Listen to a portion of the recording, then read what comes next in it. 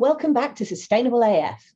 In this first series, we're introducing you to the Sustainable Development Goals, or the SDGs, a framework designed to help us build a more sustainable and climate-friendly future. I'm Alex. I'm a former fixed income specialist, and I'm now building a regenerative agriculture startup. I'm Felicia, a writer, advisor, and teacher specialising in the transition to a low-carbon sustainable future. This week, we're going to be looking at SDG 12, Responsible Production and Consumption. And really what that means in terms of a goal is reassessing how we make and use things and how we manage waste. It's a really simple concept, but addressing it is really complex because it's about what underlies the way we organise our society, understand growth, and in many ways decide what's most valuable to us. There are a few reasons that this has become a core SDG.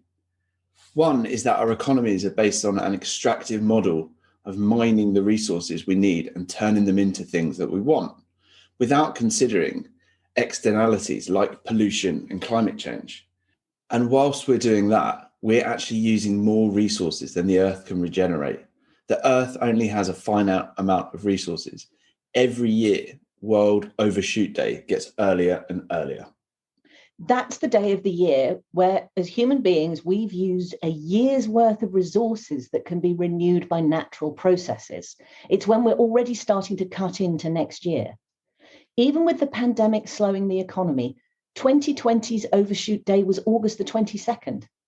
In fact, we're already using resources up nearly twice as fast as the planet can regenerate. And with a population projected to be up by more than 500 million by the end of this decade, we're going to need 2 planets to sustain our annual needs, one of which, obviously, we don't already have. But that modelling fee is on current trajectories of extracting, producing, consuming, dumping, wasting. Absolutely. There are a whole different range of production methods, whether it be for making food or for making cups, that can help align with nature and regenerate the planet so much faster. And that's what we're going to talk about today. Absolutely. To connect to this, the other goals, things like health of nature, the importance of biodiversity, and robust ecosystems and food chains, avoiding pollution around extraction and disposal of materials is the idea of planetary boundaries. Now, we're going to explore those a bit later in the pod, but one of the things we have to remember, like all of the SDG goals, where we are now is a period of transition. It's hard to not see labels everywhere that say things are sustainable or reused or recycled or upcycled or organic or regenerative. These labels are on our produce and our products, and this is awesome. We know the ball is already rolling, but there are some stumbling blocks that we need to be aware of, as well as the everyday danger of greenwashing. So this is a marathon, not a sprint. And we need to address all sorts of different things at the same time if we're truly going to reach the goal of SDG 13, which is action on climate. Now, it's important to understand what the targets are of this goal. It's not just about individuals trying to do better. It's about changing the structural nature of the way we do things to make it easier for everyone to live in a more sustainable way. And I think this is really important because you hear the word consumption and you think it's about consumers. But this is about the structure of how our systems work. It's about the sustainable management and use of natural resources. One of the targets is to cut per capita food waste in half. And we also need to reduce losses in the food chain. And that can come from everything from lack of storage when it's grown to fruit not looking right and people not wanting to buy it. It's about managing chemicals and pollutants and, of course, just generally reducing all of our waste. Shout out there to Oddbox in the UK that collects and sends out at a very reasonable price fruit and veggies that aren't straight enough or too bendy or too crooked for the supermarket. They're not pretty enough. They're not pretty enough, but I tell you what, I get it every week and it's delicious. And you end up eating fruit and veg that you wouldn't particularly buy normally, which is also awesome. And this sort of thing, like Oddbox as an innovation, very often actually means cost savings and higher profits for companies, individuals in the long run. It's the short-term financial pain or change of the way we do things that are holding some companies and people from changing to more sustainable production and consumption. But we feel this will ultimately leave those people as losers because consumer demands are changing. We can see it in the day-to-day. So what the goal is doing is basically laying out what companies and people should do. For companies, the processes of production are what can cause pollution. So it's about far more, as we say, than individuals. Responsible consumption actually, in this case, refers to how corporate business uses natural resources. So it's about companies adopting good practices. There are 20 companies out there that are responsible for half the plastic waste in the world. Why are we not focusing on them and pushing them to include good practices like non-polluting products, being increasingly energy inefficient, minimizing the consumption of new natural resources, and following safe production protocols for their employees and consumers? It's simple. And it's also about encouraging sustainability reporting.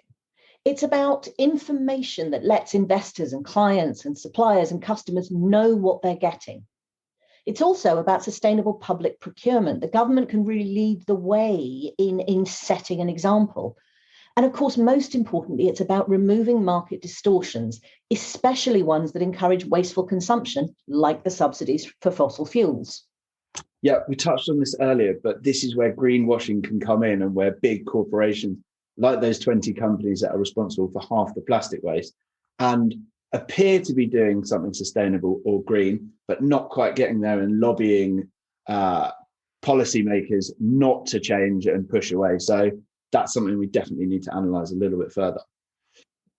And here's a perfect example. The G7 has been promising for years to remove subsidies from fossil fuels, but it's never happened. One of the challenges is that as renewable energy got more and more, the oil companies talked about the fact that plastics were going to replace oil. That was how they were going to make up their loss in the energy market. Well, now a lot of people don't like plastic and they don't want to use it. They don't like the throwaway lifestyle. And even the IEA, they've just come out with a report saying there's no room for fossil fuels in a 2020 world. The IEA was set up to manage oil. And they're now saying no more oil and gas in 2020. The whole world has completely changed.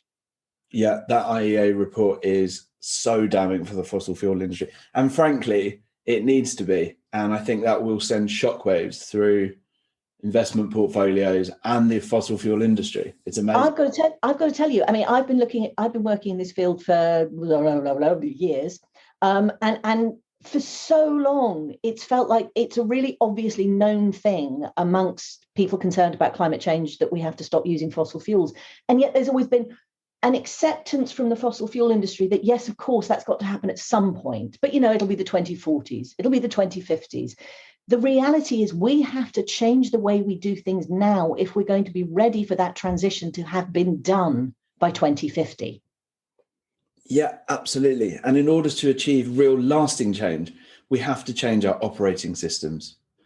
It's also about what the individual can do, will do, and frankly, should do. One of the targets is about education around sustainable lifestyles. Don't eat industrially produced food. Shop, eat, and drink locally. Local production is so important. Buy secondhand. Food sharing. Don't waste. Advocate for corporate responsibility. And back companies that do good things. Fee's going to hate me for saying this, but Patagonia is just the perfect example of what a good company should look like. And, they produce great products. They treat their employees right in almost every facet of what you should do to treat an employee right. And they treat nature right. They've aligned with nature. They've created a great product, and now they're worth hundreds of millions. So there's an example of not only a company that's been doing it for ages, but what a company should look like. Yeah, and I just want to be clear. It's not that I hate Patagonia. It's just I get so frustrated that Patagonia is the example that's always used, because so many more companies could do things like they do. And they need to if we're going to actually achieve change. So, but we're talking about systems and the fact that we need to change them. And the reality is that you just have to look at what's going on in the world around us to see that the way we've been doing things historically has, to borrow a phrase, put us into a bit of a pickle. Yeah, let's take pollution for a first example. We've got incredible amounts of pollution from the processes and practices of our economy. Today, we extract resources from the ecosystem and then get them transformed throughout the supply chain, with value being added at different stages by different processes. But then we use them in whatever way we've been encouraged to use them. And once we're done, we bin them. And the thing is, these different processes can result in enormous amounts of pollution at every stage. You know, there's things like the garment industry in India, where the chemicals used to dye cotton are actually polluting the rivers. There's, in making things, the extraction of resources which can't be replaced. Water is a key example. Think about the 2,700 litres of water it takes to make one cotton t-shirt, or the 70 litres it can take to grow one avocado. And we've all heard of these stupid stats that just are mind-boggling. And frankly, that's frustrating. But what's also nice is there are solutions to all of these silly stats to massively reduce water loss or recycling water so it doesn't go into waterways and ruin farmland. That's the cool bit. The frustrating bit is we're not entirely there yet, especially in the developing world. And they're the guys that are going to get hit the worst by this sort of stuff. And there's also a reality that the problems of extraction and pollution just pale into insignificance when it comes to waste. Yeah, waste. That means landfill. We're literally just chucking all of our stuff in a massive bin inside the earth. And that happens all over the world. And don't even get me started on the pollution these things cause. Because you've got heavy metals in there and all the waste that's decomposing in a very inefficient way. The methane gas produced from the decomposition of these processes is 25 to 28 times more damaging to the atmosphere than carbon dioxide. It is a lot worse than CO2. It lasts a shorter amount of time in the atmosphere, but we need to take that process out of the chain. Now, one of the things that everyone talks about when it comes to waste is plastic, and it's become a bit of a cause célèbre. That's because without taking action, about 99 million tons of plastic will enter the environment every year. The increasing buying power of a growing middle class around the world is causing more demand for consumer goods, more demand for packaging. And a lot of this is single-use plastics, billions of plastic bottles, food packaging and bags that are used once and then thrown away. And again, as we've seen, there are alternatives to all of these things.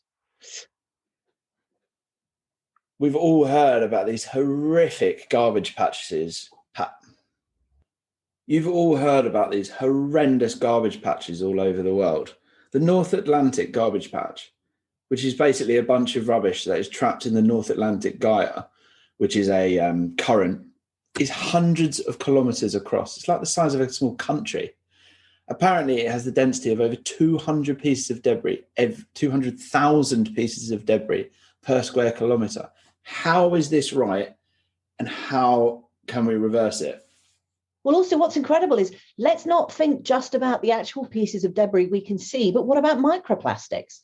Pieces of plastic that are so tiny we can't see them, 5 millimeters across. And they come off our plastic stuff, everything from clothes to baby bottles, and then they get loose in the environment. Scientists have found microplastics everywhere, in the deep ocean, in Arctic snow and Antarctic ice, in shellfish and table salt and drinking water, and horrific for many, beer. They've been drifting in the air, falling with rain. These tiny, tiny pieces could take decades or more to degrade. Yeah, they just can't be good for human health. So why are we still producing? The problem is that 40% of plastic manufactured today is intended to be disposable, and only around 12% of plastics are recycled today.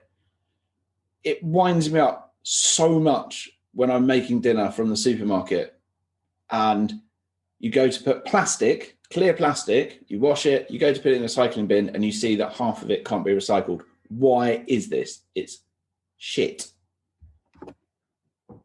That's the point, though. It's not just a consumer choice, because we make choices about what we're given. We need to take action across the whole value chain. We've seen how consumer pressure can change behaviors in companies.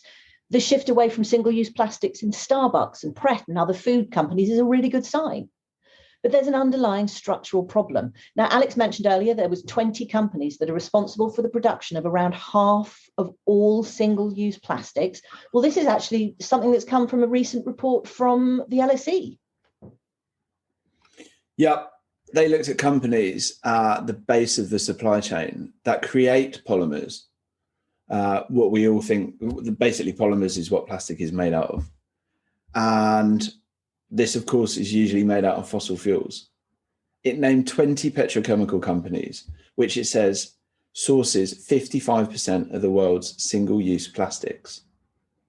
Even with the actions currently being taken, plastic waste is going to reach between 22 million and 58 million tons a year going into our food system, our water system, and is basically choking our oceans. If we change the way that those 20 companies do things, we basically transform the world in terms of plastic waste. And what's really exciting about this is you can see what happens at the consumer end. You can see what could happen if you change it at the base. But there's also that bit in the middle. So, for example, electronics, that they're kind of what make up our world. We've all got phones and computers and goodness knows what. Now, we know that electronics are resource intensive to make, but they're also a bit of a disaster to dispose of. So on paper, electronic waste is less than 2% of the world's annual global waste stream, but it causes over 70% of the harmful and toxic environmental effects. And that's because it's when metals like cadmium and tin and magnesium are just sort of broken out and enter the water and soil. If you burn things, so burning waste, the process of burning electronic devices to melt away plastic releases carcinogens like cadmium oxide, chromium, and arsenic, which cause lung cancer. Again, though, this is, electronics have advanced society and have an amazing propensity to move us away from extracting. Let's take an example. You can read a book that's cut down from a tree, or you can read a book online that, yes, it still has a emissions attached to it because the internet uses energy. But what we're doing and what we're talking about there in terms of waste is looking at the old model of extract resources, which are precious metals with technology, making them into something, a laptop. That laptop has built-in obsolescence. It dies after 5 years, so you have to buy another one. And then it goes into landfill.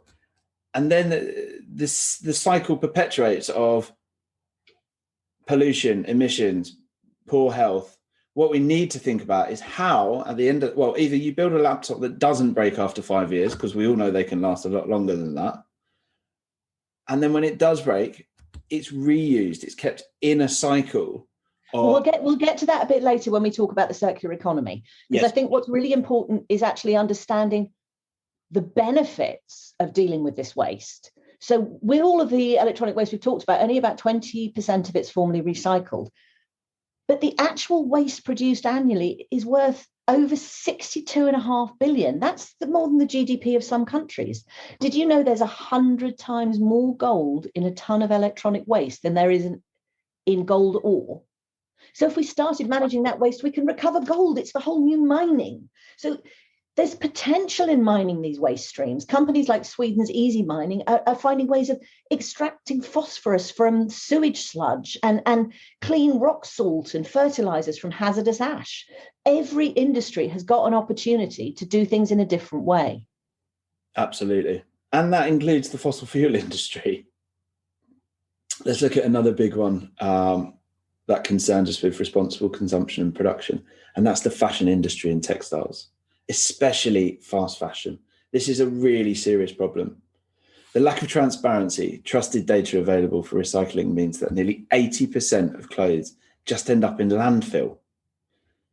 Tracking tech is currently being tested with leading fashion apparel companies to incorporate these tags and extend garment life cycles to both increase revenue opportunity and reduce landfill and ocean waste, as well as buy something quality that lasts. Buy a jumper that will last you 10 years, not a fast fashion jumper that might cost a quarter of the cost, but you'll have to buy 4 of them over the next 10 years. But you know what? There's a reality there, which sometimes I remember my mother saying to me many years ago, only the rich could afford to be thrifty. Because if you can afford something that's really good quality, it's going to last a lot longer. What we need to do is start changing the way we think about what we want. It shouldn't have to be you only look good if you've got the latest sort of T-shirt from wherever. Totally. It should be about looking at what works for you, understanding that sense of responsibility. So that thing we mentioned earlier about buying secondhand, think of it as pre-loved, not secondhand. Think of it as giving a second life to the things that we love. Yep, totally. And you can buy these more expensive garments that are produced properly with proper welfare for employees, etc., and therefore hold a higher tag, secondhand, therefore cheaper, and it will still last because they're built to last. They're not built poorly. And I love the fact you talked about built to last, because actually that brings us on to another one that I think is really important. Because one of the challenges that's always put up to the idea of sort of trying to do things in a more beneficial way for the environment is, well, we have to have economic growth. We have to be able to build. We have to be able to pull people out of poverty. That means we're going to need cement. We're going to need steel. We need to build our cities. But we don't need to do them in the way that we've always been doing it. So we know we need steel and cement to build cities for projected population growth in the coming decades. But how do we manage that without destroying everything or creating a massive amount of greenhouse gas emissions in the process? The built environment can play a major role in creating a circular economy. In the UK, construction, demolition, excavation accounts for 60% of both material use and waste generation. In the end, like everything else, it's about a process. It's about processes and new materials. And in terms of processes, one of the things we can talk about is green steel and retaining existing steel in the system. One of the problems with keeping steel in the system is sometimes the rules and regulations don't allow for steel reuse, even if it's strong enough. And green steel can be made using green hydrogen for the really high heat needed to manufacture it, something that renewable electricity might not be able to do. Now, some manufacturers do argue that it's too expensive to use green hydrogen to make affordable green steel. And the thing is, they could be right now, but that's what was said about renewable energy. And that's now the cheapest form of electricity generation in the world.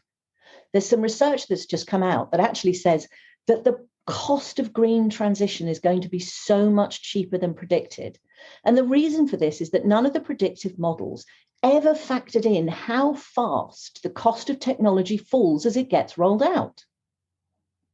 And in terms of materials, it's about thinking outside the box. Cement, for example, is super carbon intensive because it uses limestone, and that's 40% carbon dioxide.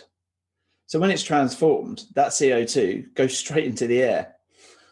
And the world produces about 30 billion tons of cement every year and is estimated 8% of global emissions. And as the world develops, we're only going to produce more cement. So we need to find a solution for this hard to abate sector. So what about new types of cement? Apparently there is a cement that slowly soaks up CO2 over its lifetime. And the Purdue University have created a version that speeds up this process. So we are on the right track. And there's even more amazing work happening in laboratories. So there's making cement better and more effective at soaking up carbon. But what about using mushrooms to create a replacement or alternative? And of course, I don't mean mushrooms like the ones you fry for breakfast, but actually mycelium, the network of hyphae that actually go underground and connect everything. You could have mushroom bricks replacing cement, or at least replacing cement where it's not really needed. So, we've got cement that's often used in all the walls of a building because it's easier. But if it's not load bearing, you don't need cement to hold it up. And actually, you can mold this stuff. There's a US artist that actually grows mycelium and molds it into shapes already. So we need to think about, not just what we're using and how we're using it. It's the lifetime of what a particular thing does that we need to understand. Top tip from this week's podcast. I watched an amazing documentary that basically blew my mind this week, and that is called Fantastic Fungi. And it's all about this mycelium network and what you can do with it and how it helps to heal the earth, communicate. It's absolutely amazing. My wife looked at me like I was an absolute nutcase for watching it, but it was brilliant. There's so much cool stuff to learn about and to see how much better we can make everything.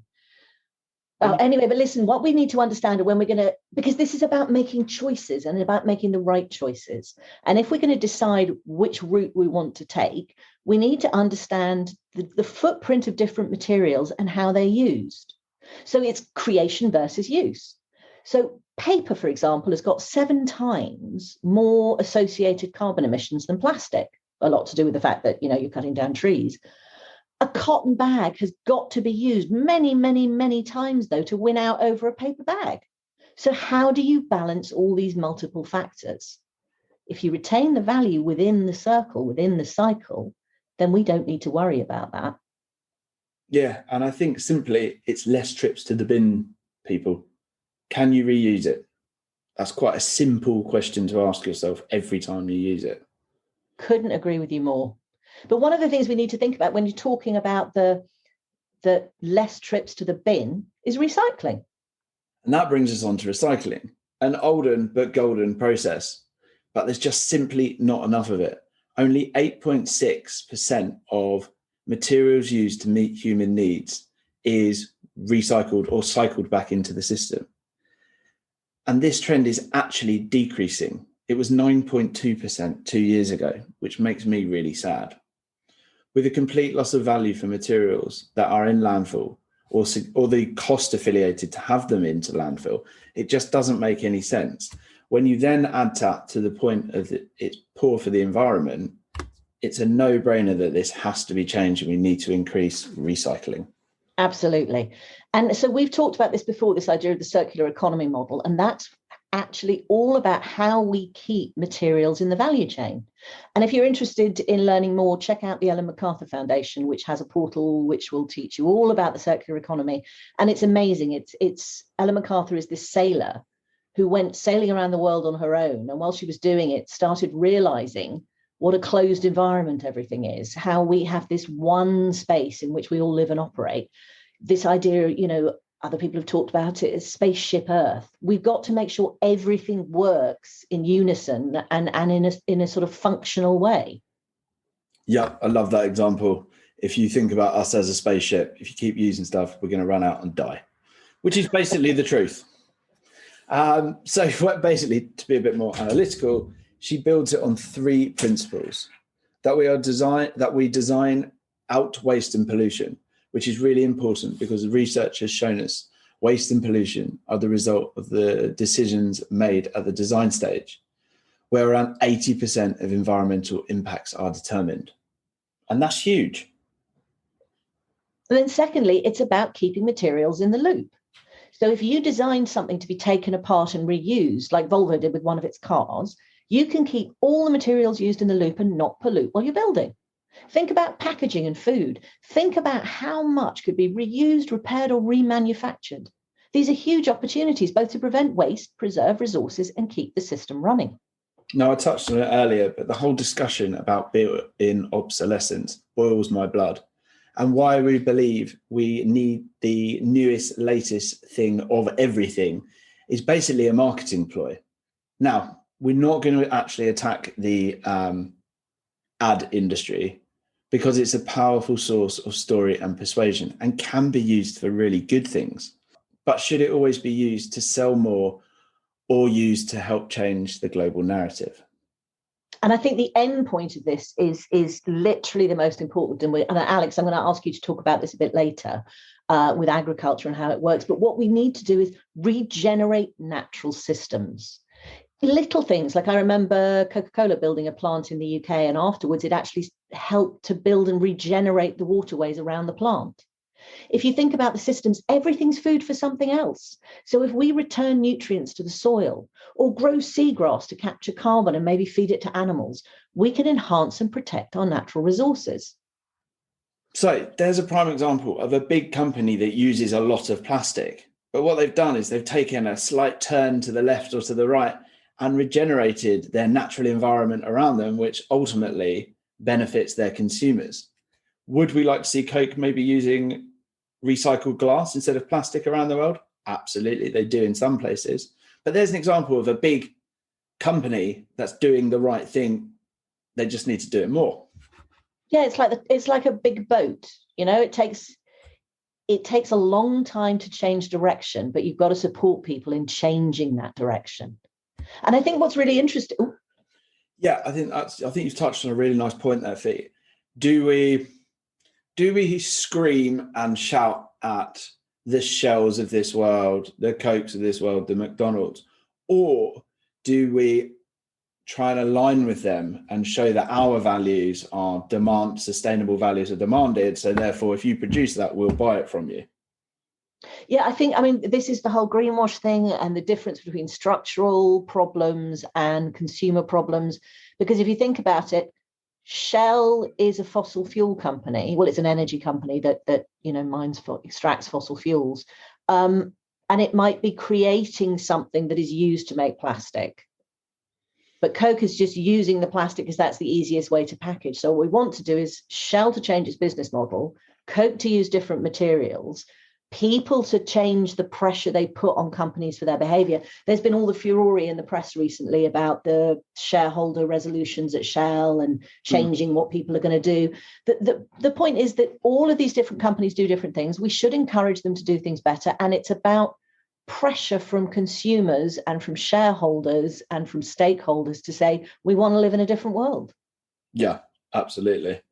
I think ignoring these companies is not the right thing. You have to get in front of them because they are so big, they can affect a lot of change. Well, that's the thing about system change. Exactly. You change the big stuff, you change the underlying stuff, you change the stuff that everything else is built on. But as you said, big ship, slow turning. Now, let's move to something really cool, and that's called the 10 R's. Now, let's take a look at another model, and that's the 10 R's. Okay, so we all know reduce, reuse, recycle, even if we don't do all of it. That's something that's just common in conversations today. But the 10 R's really give you the big picture about the ways, each step you can actually take in order to change the way in which we live. So Alex, give us the first one. The first one, number one, is refuse. Prevent. That's design out things like carpet. If you don't need it, don't have it. The second one is reduce. That one is part of the original. This is all about structure and materials. And all that means is you use less of the resources that you've got. And that means there's less in a finished product. Going back to Coca-Cola, they've actually cut the amount of plastic they're using in their packaging. It's about cutting the use of resources in transportation of product and goods. It's about limiting the number of chemicals that are used in different processes. Number three, rethink. Again, this is design. Select using life cycle analysis and life cycle costings. So you're cutting the cost and you're cutting your use. It's really closely connected to the reduce thing, because by rethinking, you reduce. The obvious next one is, again, part of the original three, which is reuse. And that's about designing and building. So if you design something to be reconstructible, to have modular bits that you take in and out, it means you can have multifunctionality for a good. Number five, repair. That's objects, i.e. revamping, re-engineering, upcycling. It's all doable. Yeah, and actually there's some big furore going on at the moment about the right to repair, so that there are lobbyists trying to get a regulation in place, I think, in Europe to say that things have got to be designed in such a way that people can repair them themselves, which I think is incredibly cool. Apart from the obvious massive danger of playing with electrics. But that's why it's got to be designed in a certain way to allow people to repair it. Got to keep it simple. That's the thing. Well, EVs are so much more simple than ICE cars. Oh my God, did you know there's like 14 parts or something in an EV versus 480 in a traditional car? It's amazing. It's just amazing. Yeah. Okay, back to the list. Number 6, refurbish. Again, this is talking about objects. Or renew. Stop knocking down old buildings. Reshape, reform them. Reconstruct items that we have used so they can serve as a useful purpose once again. Don't just chuck them in a landfill. Yeah, it's about purpose. And there's remanufacturing. You're taking something that exists, you're using it as a resource, and you're remanufacturing it into something else. Now on to number 6, and that's refurbish. Everyone knows this. Objects. Renew. Stop knocking down old buildings. We can reshape them, reform them, and retrofit them. Yeah, exactly. And number 7 is remanufacture. It's actually really simple. It just means you're taking and creating a new product from an old one. You can take the materials in one thing, put them through a process, and turn them into something else. Repurpose. Again, this has been around for ages. Turn old things into new, like old solar panels into a table. Yeah, and number 9 is, again, one of the original 3. That's recycle. You find the raw materials in the recycling and you do something else with them. And last but not least, recover. Again, this is looking at raw materials from old to new waste. Oh, it's like the mining thing we were talking about earlier. It's incredibly cool. Now, there are other R's that really matter as well. And these are more about the ideology of how you think about things, about how you choose to live. And that's things like refuse to buy fast fashion, respect in the environment, have responsibility, mental, moral, or legal accountability for your consumption and production, rethink, replant, restore. So it's great to have all of these different ways in which we can approach things, both practically and, conceptually. But in the end, things have got to be consistent and they've got to work with, or at least evolve with, the systems that people already know how to work with. Consistency is so important. There's a great way of talking about this, if we want to get into it, which is donut economics. That's Kate Rayworth's approach to how we can look at the world around us. It's called donut economics because there's basically an associated drawing that looks a little bit like a donut. But what it does is it brings together the planetary boundaries that allow us to function with the social foundation that's needed for societies and for people to thrive. And we have to learn to live in that donut, in the space between the two. Absolutely. And the better the processes of responsible consumption and production, as well as regenerating natural ecosystem, the bigger the donut gets and the more people can live in that donut and not in the hole, because you don't want to be in the hole. That means that we actually need to change the goal of our economics. So historically, I would say in the last few hundred years, it's been GDP growth, how we've measured economic growth. We've talked in previous pods about how this doesn't really work for the situation we find ourselves in today. Our new goals got to be meeting the needs of people while meeting the needs of the environment, rather than just one isolated figure. We need to move away from this selfish, rational actor model to basically a more empathetic one. This does come back to the question of basically what world do we want to live in? And I think corporations, individuals all need to ask themselves this question, and how do they want to act?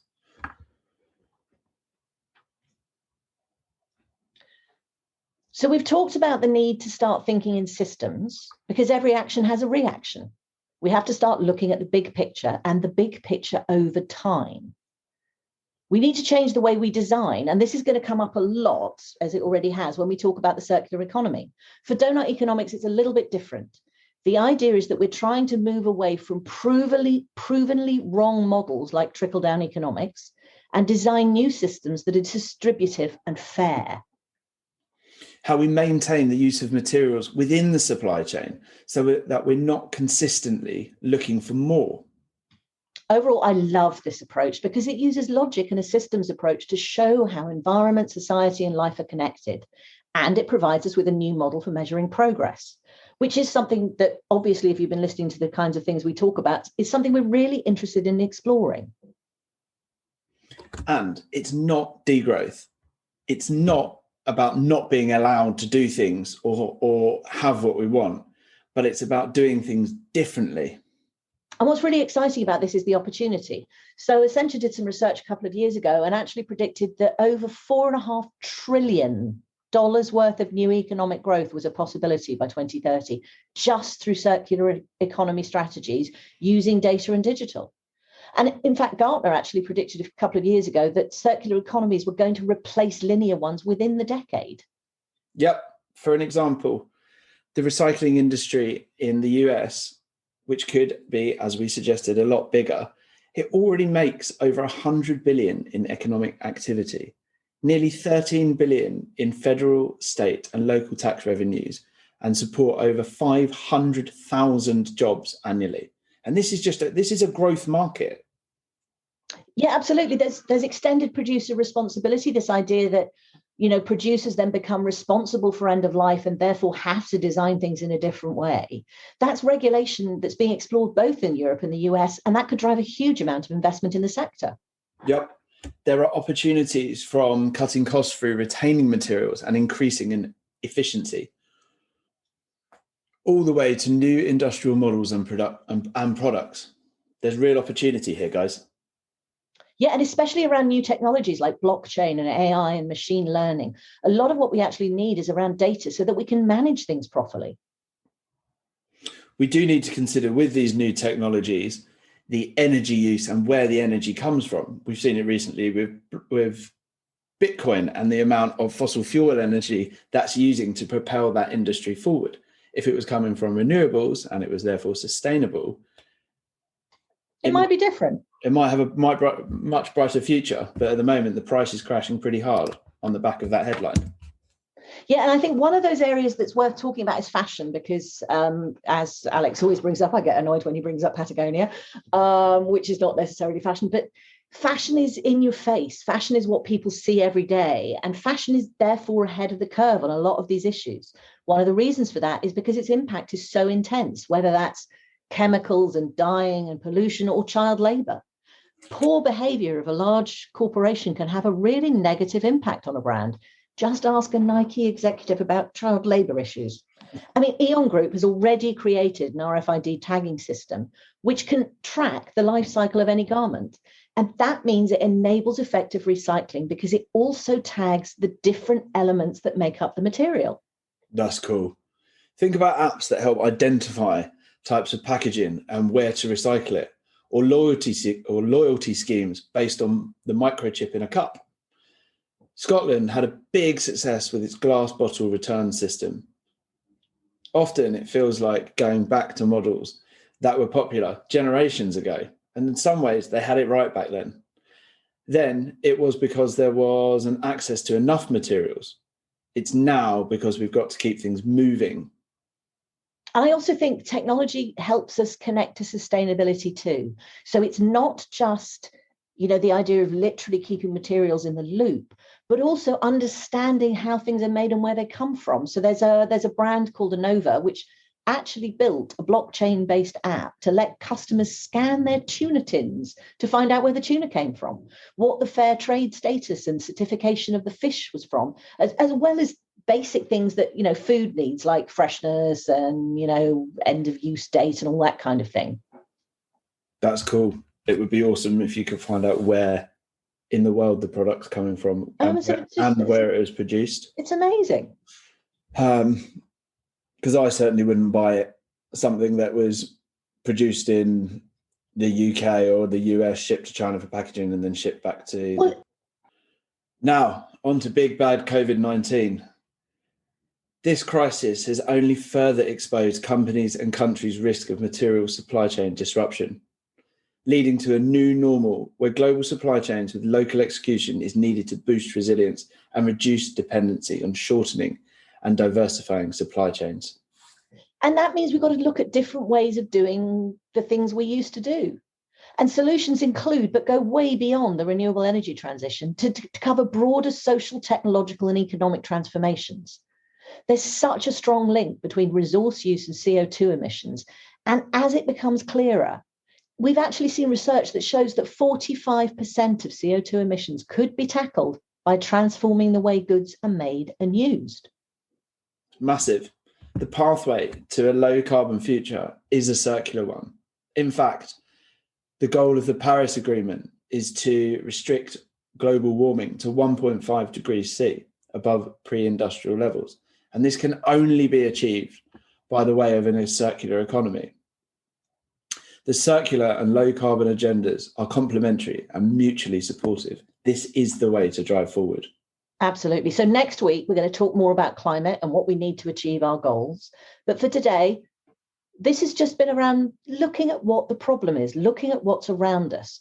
We've got a system in place that's using up resources, fouling our nests, and quite frankly, strangling our ecosystems. It's time to disrupt that system.